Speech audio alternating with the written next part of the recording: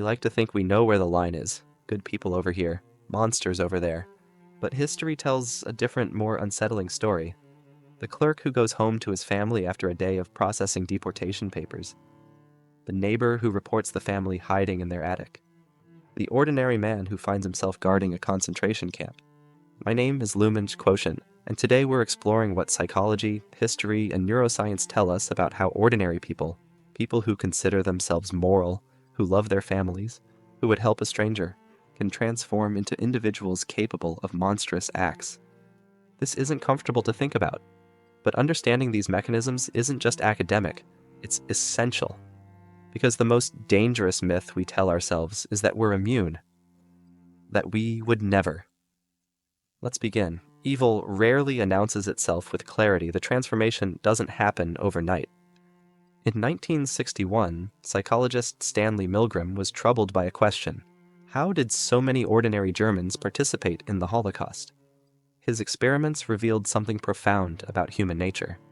Participants were instructed to administer increasingly powerful electric shocks to a person they couldn't see whenever that person answered questions incorrectly. The learner, actually an actor, would cry out in pain as the shocks increased. Despite obvious distress, 65% of participants continued to the maximum voltage when gently prompted by the experimenter in a lab coat. No force was used, just simple phrases like, "The experiment requires that you continue." What Milgram discovered was the power of small increments. Participants who would likely refuse if asked to immediately administer a severe shock found themselves capable of doing exactly that when the voltage increased in small 15-volt steps.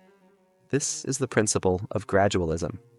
Each small step feels like a minor compromise, barely different from the last, but the destination is somewhere we never intended to go. We see this pattern repeatedly throughout history, in genocides, in corporate fraud, in systematic abuse. Good people don't turn into monsters in a single moment. They travel there one small decision at a time. But individual psychology is only part of the story. Systems and structures play a critical role. In 1971, Philip Zimbardo conducted what would become one of psychology's most infamous experiments. The Stanford prison experiment randomly assigned student volunteers to be either guards or prisoners in a mock prison. Within days, the guards, ordinary students with no history of cruelty, began subjecting prisoners to psychological torture. When interviewed after the experiment was shut down, many guards expressed shock at their own behavior. What happened? The system happened. When placed in positions of unchecked power, with clear in-groups and out-groups, and given implicit permission by authorities, ordinary people can rapidly adopt the behaviors expected of their role. We see this in military units that commit war crimes, in police departments with patterns of brutality, in religious organizations that cover up abuse. The system creates the conditions, and individuals adapt to meet expectations. As Hannah Arendt noted in her coverage of the Adolf Eichmann trial, what's truly terrifying isn't the exceptional monster, but the ordinary bureaucrat who simply follows orders and does his job. The banality of evil is its most frightening aspect. For most people, hurting others causes personal distress. So how do ordinary individuals override this natural empathy? The answer lies in psychological mechanisms that create emotional distance between perpetrator and victim.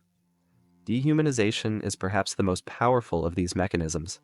By portraying certain groups as less than fully human, as vermin, diseases, or threats, societies make mistreatment seem not only acceptable, but necessary. This pattern appears across cultures and throughout history. During the Rwandan genocide, Tutsis were called cockroaches. In Nazi Germany, Jews were compared to rats. American slavery was justified by portraying Africans as less evolved. Along with dehumanization comes moral disengagement, psychological techniques that allow us to violate our own moral standards without feeling bad about it. Moral justification, this serves a greater purpose. Euphemistic language, calling torture, enhanced interrogation, advantageous comparison, others have done worse, displacement of responsibility, I was following orders, diffusion of responsibility. Everyone was participating. Disregarding consequences, it's not really that harmful. When these mechanisms activate in combination with authority and gradual steps, the transformation accelerates. Humans are fundamentally social creatures. Our need to belong is primal. This need for connection can be manipulated to override our individual moral compass. Studies show that when people identify strongly with a group, their behavior aligns more with group norms than personal values. The desire for acceptance, combined with fear of rejection, creates powerful conformity pressures. In Solomon Asch's famous line experiment, many participants denied obvious visual evidence rather than contradict the group. When we add ideology to this mix, whether political, religious, or nationalistic, the potential for transformation amplifies. Ideology provides the narrative that justifies actions, the community that reinforces them, and the purpose that elevates them. Most chillingly, those who commit atrocities in service of ideological groups often report a sense of heightened meaning and purpose. The monster believes they're the hero of their own story. So where does this leave us? If ordinary people can transform under the wrong conditions, what hope do we have? The answer lies in awareness and vigilance. Understanding these mechanisms doesn't justify them. It helps us recognize when they are influencing us or our communities. Prevention requires questioning incremental ethical compromises, creating systems with transparency and accountability, maintaining empathy across group boundaries, cultivating personal responsibility, being wary of dehumanizing language and propaganda, developing moral courage to stand apart from the group when necessary. History's darkest chapters weren't written exclusively by born monsters. They were written by ordinary people who failed to notice their own transformation. The line between good and evil doesn't run between us and them.